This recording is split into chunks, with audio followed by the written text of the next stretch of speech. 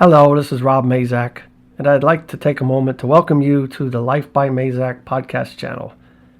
Here on this channel, anything is possible. Any subject will and usually is discussed, and there's no telling how this message will unfold as we work through an idea, through an experience, or through a thought. These subjects come from the vast amount of information and experience through spirit, through life lessons, and from working with a lot of other people. Scripts are never used on this channel, and the message simply unfolds as the subject is discussed. Follow along and see where it leads us, or more specifically, where it leads me. These podcasts are produced in the hopes of helping others to benefit, to grow, and to excel in their own human experience.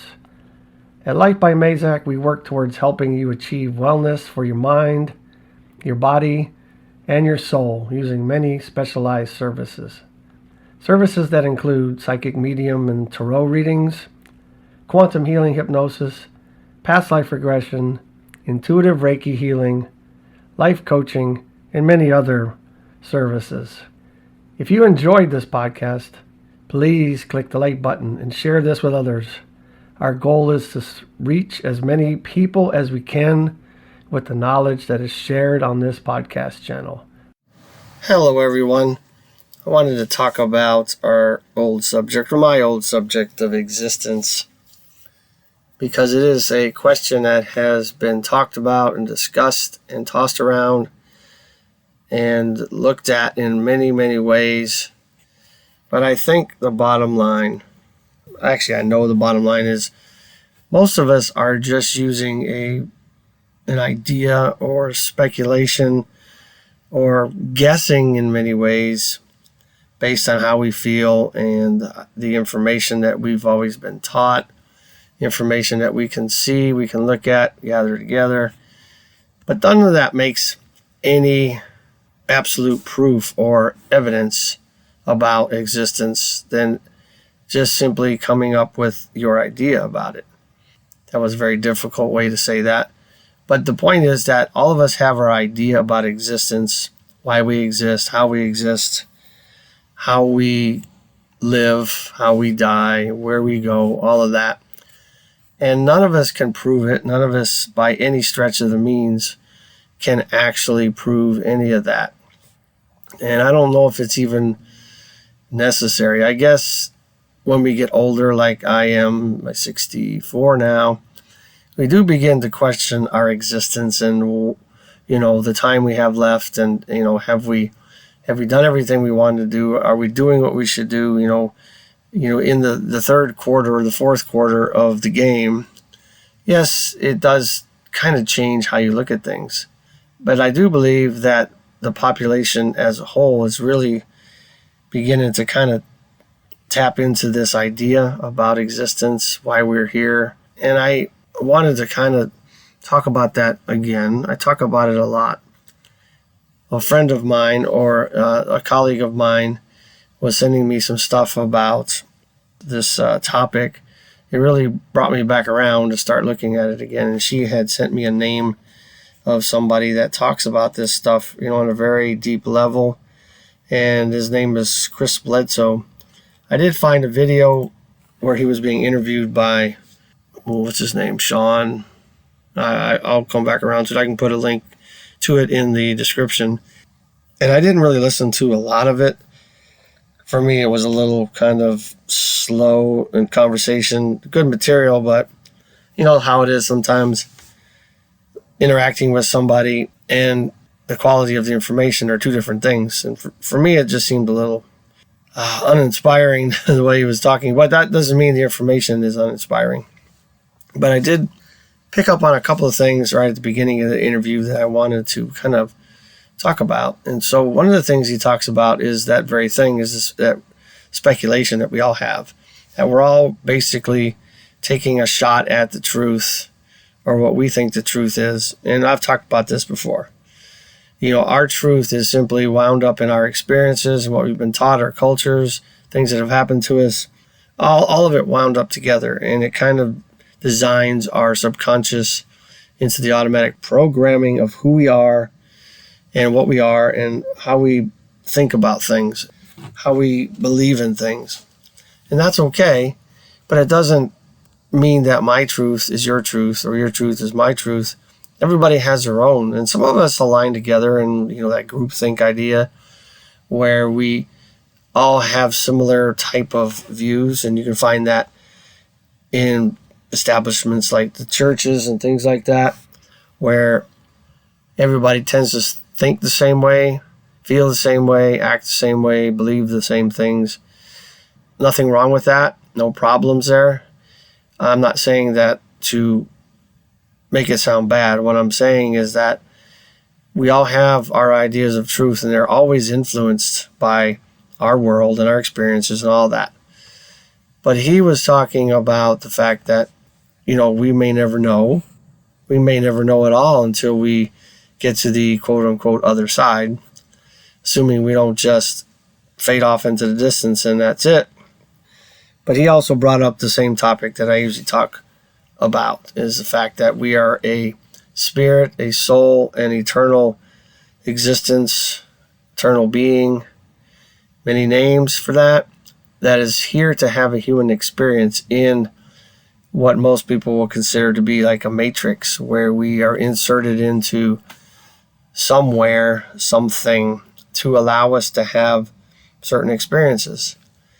And that makes a lot of sense. I think that much of the science would support the idea of this being a simulated reality.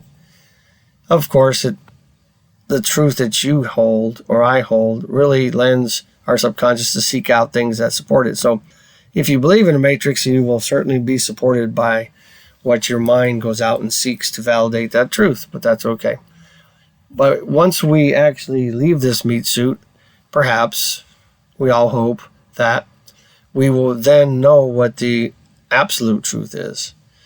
And in this human body, we're probably never going to know it absolutely, even critically or physically, unless you have the money and the legal means to fly up into the atmosphere, if there is an atmosphere, on a craft and see what this reality looks like from way up high in a bird's eye view, instead of just believing the pictures and things that are posted online by agencies.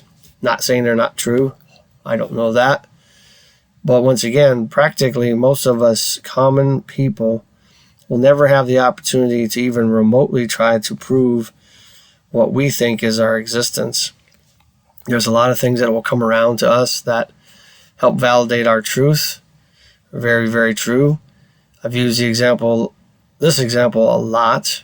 If you do an experiment and you start researching red Corvettes, and you just like all the time looking at them, pricing them, test driving them, you will soon begin to notice every red Corvette in the city. And the question that most people will say is, I'm manifesting red Corvettes. It's like, not really. You're just tuning the dial of your consciousness to support red Corvettes. And it will go out of its way to demonstrate that they actually do exist there. And they've always existed. You just were dialed into a different frequency. And it wasn't red Corvettes. And I think that's the same thing with existence. How we exist, why we exist, what we experience, and the things we have in life or don't have in life are really based on our truth and what we think we deserve or what we think and feel we should have. And if we don't have them, it should be just simple enough. Well, it's not simple. It's simple, sorry, not easy. It should be simple enough to change the frequencies and get what we want. Why is it not that way? Well, of course, we are so hardwired in our subconscious that it's very difficult to ever support any other new truth and stick with it for any length of time. You have to actually stick with it and work at it. So we can circle back on that in a minute. But the other thing you talked about was that if we are here, of course we're here against tremendous odds. We've talked about that many times.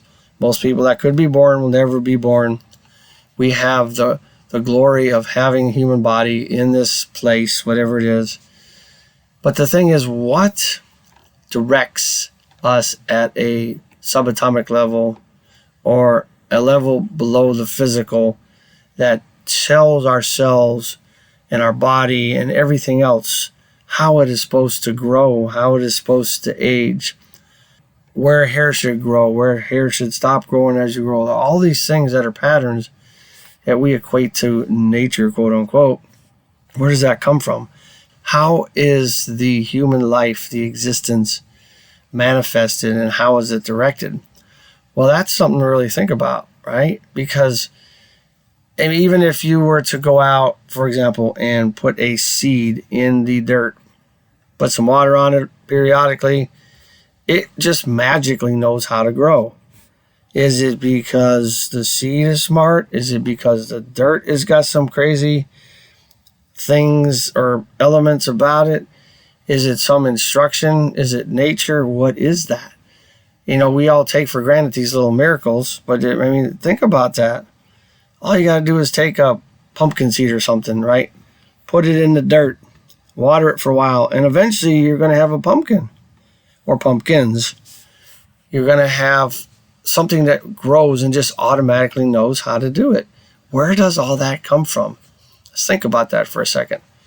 If you are developing a computer game or simulation like The Sims or something like that, I'm dating myself, I guess, where you're simulating a world, and there's a lot of other high-level games out there that do that, World of Warcraft, things like that, you would put into the instructions of the software how the hardware should react and how the simulation should run and how long characters should live, what they should live for, how they should live, what they're going to do, how they think, how they move. All of that is put in there. Generally, there is a life cycle of some sort in a lot of games. What is the difference for us in this reality here? We seem to have some kind of encoded or embedded instructions within us that either gets put in there at birth as we were incarnated, created through the sperm and the egg connecting, which is by and large a very, very high-end miracle too. That two very microscopic things that could come together and create a human out of it. How does that actually happen? Yeah, science can explain what happens, but I don't know if science can really explain why it happens or how that actually happens. I don't think we could answer that thing. I think science can actually measure things better, observe things way better, but explaining why certain things are happening, I think we're still struggling with that process. But we do exist. We do have a life, and we do have a pattern of time, for the most part, 75 to 100 years. And then we move on from this body, and hopefully we all hope that we keep our memories, our consciousness, and we just move on to a different type of energy, a different type of existence, perhaps into an energetic world, back into the medium, wake up, because this might be a dream. It could be a lot of different things. But I think I would caution everybody to be careful that you don't try to force your truth on people, because I don't think there simply is a truth that any of us can substantiate in any way, shape, or form. I have listened to a lot of scientists recently, and I think it's pretty evident by what I'm reading and what I'm watching that science has a long, long ways to go. Yes, have we come a long ways? Oh my gosh, yes. Absolutely. We can peer into the deepest depths of all there is and really see things. That's what they're doing with the collider over there in Switzerland. They are smashing atoms at high speeds together and observing the lowest of the lowest of the lowest and seeing how far down they can go. I guess the question then, though, is if we can peer that deeply into the depths of intricacy, is there a limit? Is there some type of boundary, some type of wall that we can't cross, that we can't go any lower than? I don't know. There's a couple of ideas there. And I do think that supposedly the universe, as they have taught us to believe in, whether it's true or not, is continually expanding. Well, does that have a place where it will eventually stop? And what would be out there to stop it? I mean, there's so many questions that we just don't have answers for. We could speculate all day long about things, how far the sun is, if it's really that far, how far the moon is, if it's really there. All of these things, we get so many different answers, and it's just so compelling to latch onto one of these beliefs and to take your truth and bend it around to fit your needs, which is okay. That's what we do as humans. And it kind of maybe helps us settle in on not going crazy, because we never really get a straight answer. So a lot of ways I think that we will take whatever it is that we can be comfortable with, settle on that, run our truth off of that, and then get through life. Because no matter what you're trying to evaluate, what you're trying to look at, what you're trying to examine, we still have to live in this place that we call Earth, our home. And we have to work, we have to eat, we have to drive, we have to, all these things we have to do. So we could not necessarily spend all of our time, all of our energy, or most of our energy and time on trying to figure out what this place is or why we're here. Or there are plenty of people that do that. And I'm not saying if you're one of those people, you should stop. I'm just saying I think we forget to live. We have an existence. We are granted an existence. It's a big gift. 400 trillion to 1 odds that you're actually even here. So we're here. I think we should be careful that we're not spending too much time trying to figure out things that we are not really designed to handle or even capable of understanding or handling. I know that the biblical scriptures talk a lot about that, where that if we knew, I'm paraphrasing obviously, but if we were inundated with all the things that God would know, then we probably lose our mind in a lot of ways, because we simply can't handle it. I mean, the existence we live in, scientifically speaking, is so vast and so enormous that it's a shame that our 5 senses can only manage to experience a very, very, very small percentage of all there is. The light spectrum that's available out there, according to science, is so enormous, it is just astronomical, and we can only observe about 1% that's of the availability, like the availability of the light spectrum. Wow, that was very difficult to say. We simply can not or never, probably in our lifetimes, I don't think 75 or 100 years is enough time to ever even scratch the surface of all there is. And I'm not saying we should not pursue that. That is not something I am suggesting that we stop. We should, I think, evolve and learn. And I do believe a lot more people are tapping into this. I mean, let's just think about the original idea I was talking about as our existence, right? I think a lot more people are questioning it. A lot more people are, quote unquote, waking up, and they call it a lot of different things, that the consciousness is on the rise, or we're raising our consciousness. Many, many names once again. And is it because we really are, or is it because we are all being accepting of now opening up about it?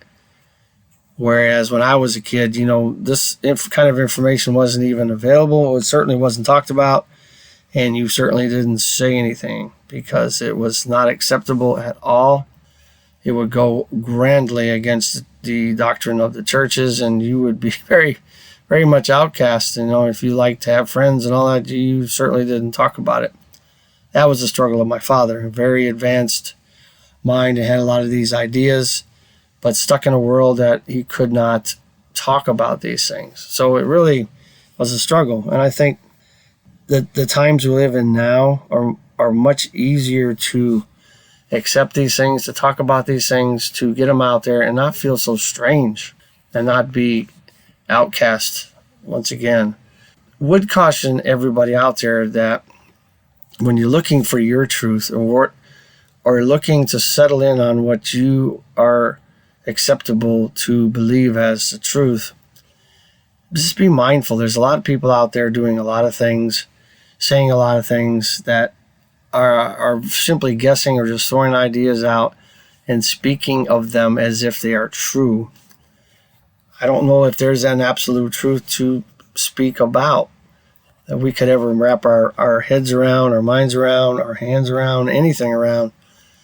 So be careful about what you're listening to. Even the things I'm talking about here, you don't have to believe me, and you probably shouldn't.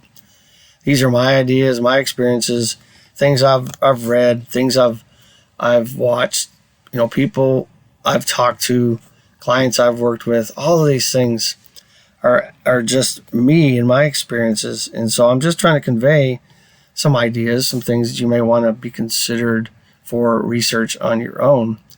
And the other thing that this gentleman talked about was that us being part of this matrix, so to speak, and the eternal or infinite connection of consciousness, or the cosmic internet, I think he said, that we are enveloped in and embedded in, gives us great gifts and talents that many of us just don't tap into. In his words, it was or is the reason that we can do remote viewing, we can work off of intuition, we can get information about anything and everyone if we just simply accept it and learn how to use it and allow it to flow. Once again, accept that information. It's because we are all part of this same mix. We're all drops in this large cosmic sea that must be together and bound together to have a universe or an existence of any kind. The sea without a bunch of drops of water is not the sea or a body of water. It might be, it could be a puddle, or individual drop doesn't really support much of anything. But to be part of the whole, to be part of that sea of knowledge and infinite wisdom and absolutely anything and everything that you could ever imagine knowing or being, is what we're part of. Even if you just look at this very simply, like we talked about, what gives us the instructions to exist here? What gives us the instructions for the sperm to find the egg?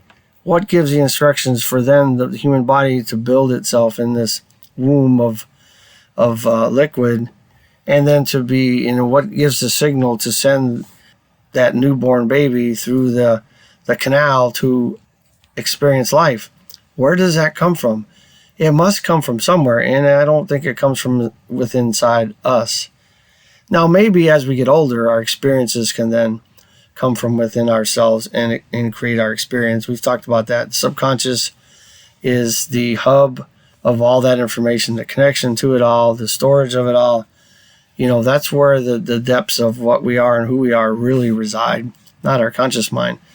But that doesn't explain, at least to me, what happens at the conception and the growth in the uterus, and then the young life where there's no real experience and none of that. So there must be some outside information feeding us as human beings, and not just human beings, but everything that exists on this planet, this place, from the animals to the plants to everything. There is some instructions coming from somewhere that is encoded or being fed in continuously, that is directing and monitoring and progressing all of this life that we have on this planet. Know that anybody could argue that it's got to be coming from somewhere. Do we live in some type of matrix? Do we live in some type of soup of energy, some type of dream state, some type of unreal reality? Well, that's a tough word. Is this reality really real? Is everything that we experience in this world really solid? Is it really there?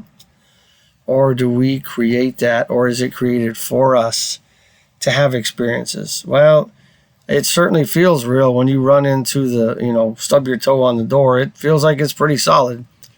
And that just may be part of the program. I don't know. But I just wanted to get on here and talk a little bit about existence. And we could talk about this forever and a day. and we would never come to any conclusions, but that's okay. I do challenge you guys, though, to figure out what your truth is. And I think that's the hardest part of our existence, quote unquote. Many of us don't even know what we want or what our truth is or what we believe we are or know who we are. And I think that's where we got to start in this life, if we haven't started already, is to figure out who the hell we are, why we are, and how we are. All of that, I think from that baseline, we can then design our life and do things that we want to do, that we really are passionate about, instead of just existing and working and eating and paying bills and taxes and all these things. I don't think that's why we're here. If there is this massive amount of intelligence somewhere in some state providing information to us, there must be a much grander reason than just watching us like we're watching some ant farm colony of ants, building and doing whatever, surviving. I hope that's not the case. I don't believe that. I don't think most people do. I think most people would believe that there's a higher power, a God of sorts, a supreme being, a creator, an architect, like they talk about in the Matrix. I think that we must begin to figure out who we are, really who we are. I think from that stems where we can go and what we can do. Let's do ourselves a favor and take these 7,500 years or whatever we get in this life and really max it out. If we're here and we're here for some reason and we have free will and we have some choices, there are probably not as many choices or free of a will as we might imagine, but we do have those. We do have those abilities to choose our path in life, choose what we want to do. Sometimes we don't feel like we do, but we always do. So we should exercise that. Take some risks. I'm not saying go out and be dangerous, but if something scares you and you don't step out of that comfort zone and do it, you'll never have that experience. And if you get on your deathbed someday, most people will say the same thing. You don't want to look back and go, man, I could have been really great. It could have been awesome. Why didn't I take that chance? Why didn't I take that job? Why didn't I ask that girl out? Why didn't I ask that guy out? I think regrets at the end of our life is the worst thing that most people experience. And I'm not saying we have to go out there and do everything and not sleep, but I think we need to use our time wisely, decide what it is we want, and maybe it's not the ultimate want, but something that you want, and go do something with it, chase it, and try to achieve it and see if it's really what you want. You'll find out if, you get into the hard work and you have to get around the emotions and the feeling like it, and then you can really decide, is it really something I want? Just because we have a dream and we think it's the dream and we think it's what we want to do for our whole life, sometimes we get into it and we realize this is really not what I thought it was going to be. Aside from the hard work, I'm not saying you need to quit because it's a little hard or it's difficult. It's supposed to be. But if it's something you really want, at some point you're going to have to decide whether it's worth going on and struggling through it. And if it is, you should go ahead and do that. I'm not telling you what to do, but I'm making a suggestion that, quitting is the absolute reason for not getting things. In other words, if you want to be successful in not getting anything, then quitting is the answer. Well, not quitting is also the answer. We need to do something, and we need to do something with all our heart and all our mind and all our body, all our spirit, especially if it's our passion. And there's always time to do it. Make time for things that are important, and you can have what you want, and you can take this existence that you have, whether you understand it or not, and use it for something and get something out of it and get some enjoyment. Chase your dream, chase your dream, chase your dream. But first you got to have one. You must have an idea where you want to go. I will get off of my soapbox and quit ranting so much. I encourage you guys to go to my website, lifebymazak.com, LAFEBYMAZAK.com. And there you can find my contact page, products, services, all that.